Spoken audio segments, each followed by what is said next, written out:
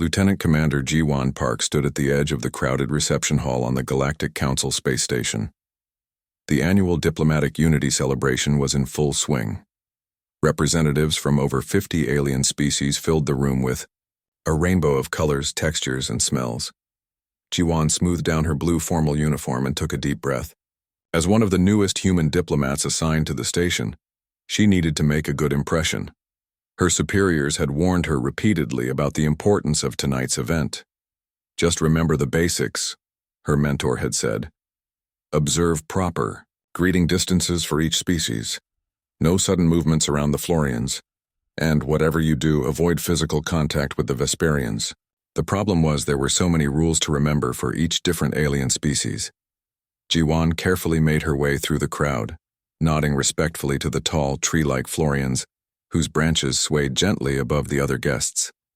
She stopped to chat with a group of Martian colonists who laughed loudly at her jokes about Earth politics. As the evening wore on, Ji-Wan began to relax. Perhaps diplomatic work wasn't as difficult as she'd feared.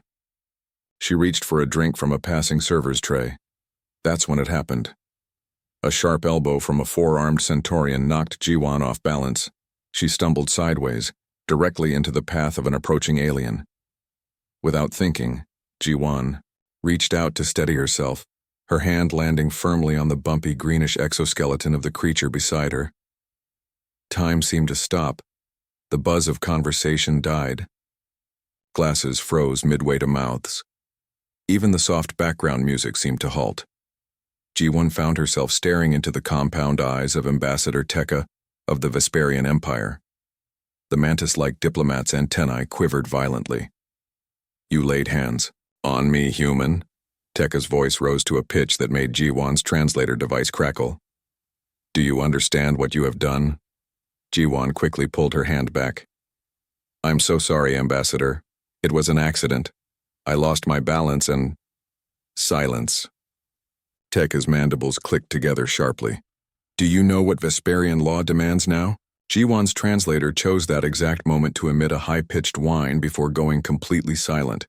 The device had picked the worst possible time to malfunction. "I apologize, but my translator isn't working," Ji-Wan said slowly, hoping the ambassador might understand basic human speech. "Could you please repeat that?" The tall, insectoid diplomat's compound eyes flashed with an emotion Ji-Wan couldn't read. Around them, other aliens began to whisper. Some were pointing. Others appeared to be recording the interaction on small devices. An older human diplomat, Commander Lee, pushed through the crowd and reached Ji-Wan's side. "What happened?" he whispered. "I accidentally touched the Vesperian ambassador. My translator died, so I don't understand what the problem is." Lee's face drained of color. "You touched a Vesperian? Without permission?" "It was an accident." Commander Lee turned to Tekka and spoke in a series of clicks and whistles that Ji-Wan couldn't understand. The Vesperian's antennae twitched rapidly as they conversed. Finally, Lee turned back to Ji-Wan. His expression was a mix of shock and disbelief. "Lieutenant Park, under Vesperian law, deliberately touching an unmarried royal is considered..." He paused, searching for the right words. "A formal proposal of mating." "What?" Ji-Wan felt her stomach drop. "But it was an accident. Surely they understand that. Intent doesn't matter in their culture. Physical contact is sacred." "Ambassador, Tekka is from the royal family. Now, according to their laws, you must either follow through with the mating bond or..." Lee trailed off. "Or what? Or cause a serious diplomatic incident that could damage human-Vesperian relations for decades." Ji-Wan watched in horror as Ambassador Tekka made a formal announcement to the room. Though she couldn't understand the words, the reaction was clear. Gasps echoed through the hall. Some aliens appeared shocked, others amused. "The ambassador has just publicly acknowledged your proposal," Commander Lee explained. "It's already being transmitted across galactic communications networks." Ji-Wan's personal device pinged. With shaking hands, she checked the screen. Someone had tagged her in a post on Galactic Reddit. "Human diplomat proposes to Vesperian royal." Watch the shocking moment. The post already had thousands of comments. "What happens now?" Ji-Wan asked weakly. You'll be summoned before the ethics committee tomorrow, Lee said. Until then, don't speak to anyone about this, and definitely don't touch any more aliens. As Ji-won left the reception hall, she could feel eyes, some with pupils, some compound, some merely light-sensing organs following her every move. Her first major diplomatic event, and she had accidentally proposed marriage to a royal alien mantis. Academy training had definitely not prepared her for this. Ji-won sat nervously outside the ethics committee chamber. The metal bench felt cold, even through her uniform pants. 5 hours had passed since the incident with Ambassador Tekka, but it felt like days. "They're ready for you now," said a small blue alien with 6 eyes. The creature led Ji-won through large double doors into a circular room. 7 representatives from different species sat behind a curved table. In the center was Head Counselor Mori, a human woman with gray hair and stern eyes. To her right sat Ambassador Tekka, antennae perfectly still now. "Lieutenant Commander Park," Counselor Mori began. "You are here to address a serious diplomatic incident that occurred last night. Do you understand why you've been summoned?" "I accidentally touched Ambassador Tekka," Ji-won said.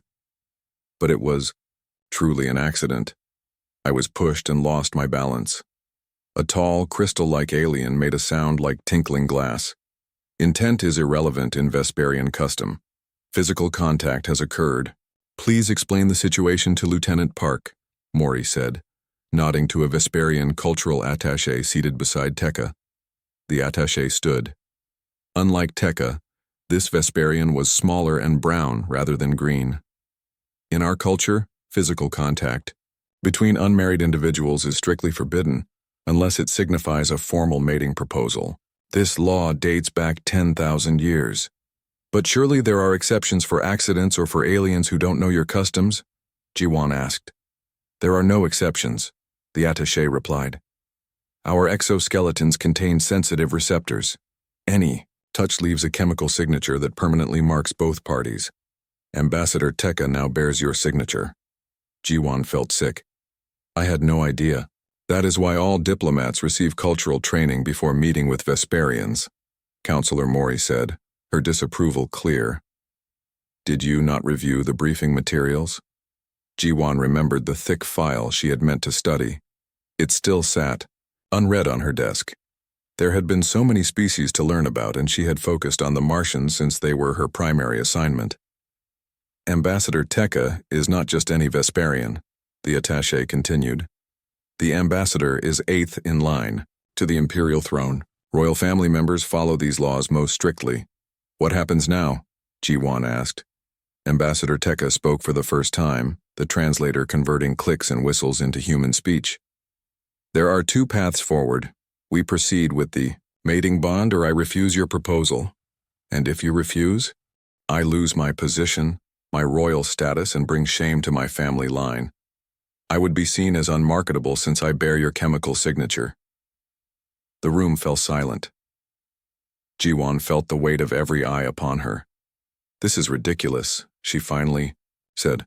"We can't possibly mate. We're different species. Interspecies mating bonds are primarily legal and social contracts," the crystal alien explained. "Physical compatibility is not required." Ji-won's personal device buzzed. She glanced down to see notifications flooding in. The story had exploded across the galaxy. "The situation has gone viral on Galactic Reddit," Counselor Mori said. "Over 10 million beings are following this story. It's being called the touch that shook the stars." Ji-won scrolled through her feed in horror. Memes, reaction videos, and opinion pieces filled the screen. Some alien commenters found the situation hilarious. Others were debating human mating. "Customs with shocking inaccuracy. Humans touch each other all the time," wrote one user. "They even touch strangers when greeting. Are they all mated to thousands?" Another post read, "If I visited Earth, would I return with 50 mates? Asking for a friend." A message from Do-yoon, her fellow human diplomat, popped up. "You're famous. Check out the betting pools on whether you'll go through with it." "This is a private matter," Ji-won protested, looking up from her device. "How? Did it become public?" "There were 200 witnesses," the attaché said. and Ambassador Tekka was required by law to make a formal announcement. Commander Lee entered the chamber and whispered something to Counselor Mori. She frowned deeply. "It seems the Vesperian royal family has requested an official statement," Mori announced. "They expect an answer within 7 Earth days." 7 days. Jiwan felt panic rising. To decide whether to marry someone I just met? This is not just a personal matter, Commander Lee said quietly to Jiwan. The humans have been negotiating a crucial trade agreement with the Vesperian Empire for 3 years. If this goes badly, we could lose access to their rare minerals. Thousands of human jobs depend on these negotiations. Jiwan looked at Tekka, trying to read the alien's expression. The ambassador's compound eyes revealed nothing. Lieutenant Park and Ambassador Tekka will meet privately tomorrow to discuss options, Counselor Mori declared. Until then, both parties will refrain from public statements. As Jiwan left the chamber, her device pinged again. The Galactic News Network wanted an interview. 3 publishing houses had requested rights to her life story. And someone had created a merchandise line with the slogan, "You laid hands on me, human." 1 week to decide between an impossible marriage or a diplomatic disaster. Academy training definitely hadn't covered this. Jiwan arrived at meeting room 12 exactly at noon. 2 guards stood outside, 1 human, 1 Vesperian. They scanned her identity chip before opening the door. Ambassador Tekka was already inside, standing by. The large window that overlooked the swirling gas clouds of the nearby nebula. The room contained only a small table with 2 chairs set far apart. "Thank you for coming," Tekka said, turning to face Jiwan. Today, the ambassador wore ceremonial armor plates that shimmered with blue and green colors. "I didn't have much choice," Jiwan replied. She sat in one of the chairs, noticing that it was designed for human comfort. "We need to find a way out of this situation." Tekka moved to the other chair, but remained standing. "There may be no way out, as you put it. There has to be. We can't actually become mates." "Why not?" Tekka's antennae twitched slightly. "Many beings enter political mating bonds." Jiwan blinked in surprise. "You can't seriously be considering this." "I have little choice. My family has served the Empire for 12 generations. If I lose my position, I bring shame to them all." For the first time, Jiwan heard something like emotion in the ambassador's translated voice. She realized Tekka was as trapped as she was. "Can you explain your mating customs to me?" Jiwan asked more gently. "I want to understand your position better." Tekka finally sat down. "Vesperians mate for life. Our exoskeletons are extremely sensitive. The chemicals released during physical contact create permanent changes in our biology." "Like how?" "The touched area becomes more sensitive to that specific individual's chemical signature. It creates a biological bond that cannot be broken." Tekka pointed to a spot on the greenish arm.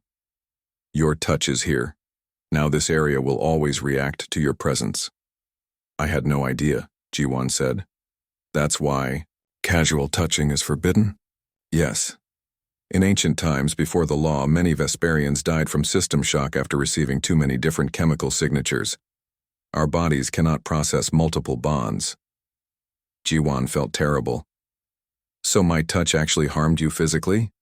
"Not harm exactly, but it created a permanent biological change. That is why the law exists, to ensure such changes only happen with chosen mates." A server droid entered with refreshments, placing them carefully on the table before leaving. "What if we announced a temporary engagement?" Jiwan suggested, reaching for a cup of water. "Just until we can find a better solution?" Tekka's head tilted. "Explain this concept." "On Earth, some couples get engaged, promise to mate later, but then break it off. Could we do something similar to buy time?" "Interesting. A formal engagement would satisfy the immediate demands of my family." Tekka seemed to consider this. "But Vesperians do not break mating promises. It would still end in disgrace unless we found a legal exception." "Do such exceptions exist?" "Perhaps. Our laws are ancient and complex. I will consult our legal archives." Jiwan's device pinged. She glanced down and sighed heavily. What is it? Tekka asked. Galactic read it again. Someone started a discussion about human mating customs. It has 50,000 comments already. She showed Tekka the screen. The top comment read, humans allow touching before mating. They call it dating, and often have multiple touch partners before choosing a mate. How do their bodies handle the chemical overload?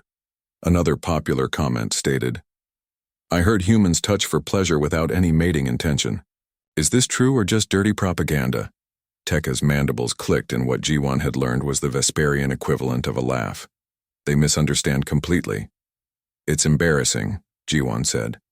Half the galaxy is discussing human dating habits. Now, perhaps we could use this attention to our advantage, Tekka suggested. If we agree to cultural exchange sessions, publicly explaining both our species' customs, it would appear we are taking steps toward understanding each other. A public diplomacy campaign disguised as pre-mating preparation? Exactly. It satisfies public interest while giving us time. As they continued talking, G1 realized Ambassador Tekka was actually quite intelligent and even had a sense of humor.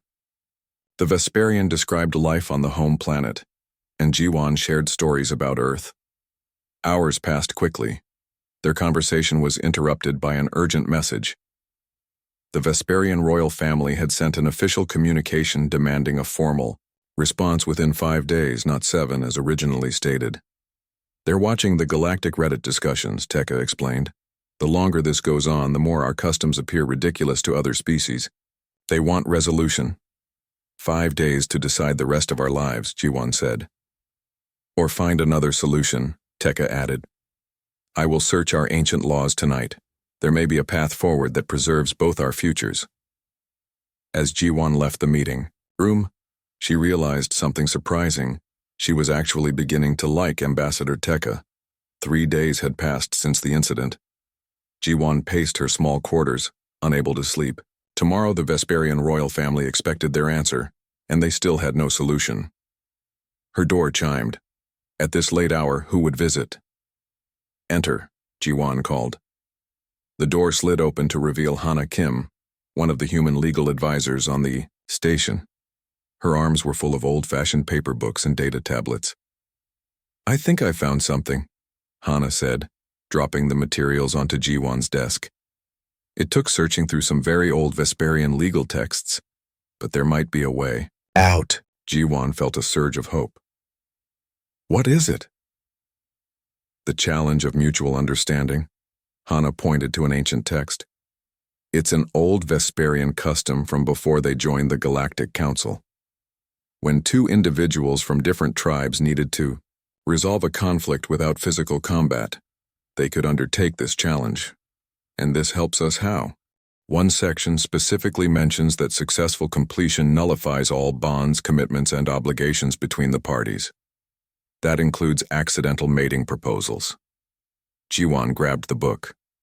Has this been used before in a case like mine? Not for over 300 years, but the law still exists. Hana looked pleased with herself. I've already sent the information to Ambassador Tekka. G1's communicator buzzed. A message from Tekka. Meeting room, now. 20 minutes later, G1 sat across from Tekka and 3 Vesperian legal advisors. The atmosphere was tense but hopeful. The challenge of mutual understanding, Tekka began. It has not been invoked in many generations, but our legal team confirms it remains valid. What exactly is this challenge? G1 asked. The oldest Vesperian advisor explained. In ancient times, when our ancestors still fought tribal wars, this ritual was created to build peace. 2 representatives from opposing tribes would complete 7 tasks together. Each task required cooperation without physical contact. The modern version has been simplified to 3 tasks, another advisor added, but they remain difficult. Tekka handed G1 a tablet. These are the 3 challenges we must complete. G1 read through them. Task 1. The Mind Maze. Both participants must navigate a virtual maze while sharing one set of controls. One can see but not move. The other can move but not see. Task 2. The Truth Exchange. Each must share 3 painful truths about their species that outsiders do not know.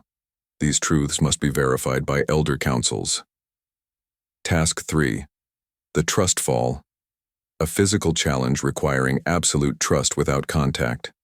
Details are customized for the species involved. If we complete these, the mating requirement is cancelled? Ji-won asked. Yes, Tekka confirmed. But there's one more thing. The challenge must be performed publicly. If we attempt this, the entire galaxy will watch. More attention? Ji-won groaned. We're already the biggest story on every news feed.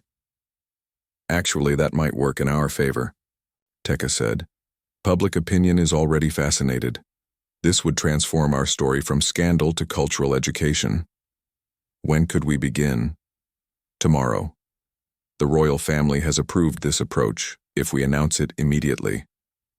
By morning, news of the challenge had spread across the galaxy. The Galactic Council agreed to broadcast the events. Suddenly, what had been an embarrassing incident was becoming a historic cultural exchange. Task 1 began that afternoon. Ji-won wore a blindfold while holding the controls to a complex three-dimensional maze. Tekka could see the maze but couldn't touch the controls. They had to reach the center within 1 hour. Move 3 steps forward, Tekka directed. How far is a step? Ji-won asked, feeling the unfamiliar controls. Approximately 1 human hand length. On the control pad, they learned to communicate precisely, developing their own shorthand as minutes ticked by. When they reached the center with just 2 minutes remaining, the observation deck erupted in cheers. As they prepared for Task 2 the next day, Ji-won discovered something unexpected in her messages. An anonymous tip warned that Ambassador Urich, Tekka's political rival, was planning to sabotage their final challenge. Why would Urich do this? Ji-won asked when she showed Tekka the message. The improved relations between humans and Vesperians threaten Urich's anti-human political position, Tekka explained. If we succeed, Urich loses power in the Imperial Court. So we're not just saving ourselves now, Ji-won realized. We're actually creating better understanding between our species. That is the true purpose of the challenge, Tekka said. Perhaps this accident was fortunate after all. As they prepared for Task 2, Ji-won noticed the station's viewing screens. Billions of beings across the galaxy were watching their progress. Betting pools had formed on whether they would succeed. Educational programs explained both human and Vesperian customs. What had started as the most embarrassing moment of Ji-won's career was turning into something important, perhaps even historic. The day of the final challenge arrived. The past week had transformed Ji-won's life completely. Task 2 had been difficult, revealing painful truths about humanity's history of environmental destruction, wars, and prejudice. Tekka had shared equally difficult truths about Vesperian history. Are you ready? Commander Lee asked as Ji-won prepared for Task 3. As ready as I'll ever be, she replied, checking the safety harness one last time. The Trust Fall challenge had been specially designed for their species. Ji-won would stand on a platform 50 meters above the station's central atrium. Tekka would control a gravity field that would catch her, but only if the controls were operated with perfect timing and precision. One mistake, and Ji-won would crash into the safety nets below. Not fatal, but painful and publicly humiliating. We've received another warning about Ambassador Urich, Lee said quietly. Security has found evidence that someone tampered with the gravity controls last night. Were they fixed? Yes, but be careful. Urich doesn't want this challenge to succeed. When Ji-won entered the atrium, thousands of spectators filled the viewing areas. Cameras hovered everywhere, broadcasting to trillions of beings across the galaxy. At the control panel far below stood Tekka, looking small from this height.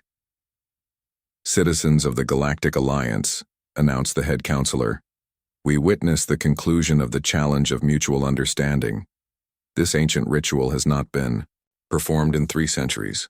Ji-won took her position on the edge of the platform. From her earpiece, she heard Tekka's voice. I've triple-checked the controls. Trust me. Strangely, Ji-won did trust the ambassador. Over the past week, they had developed a genuine connection, not romantic, but a deep respect. "Beginning countdown," said the counselor.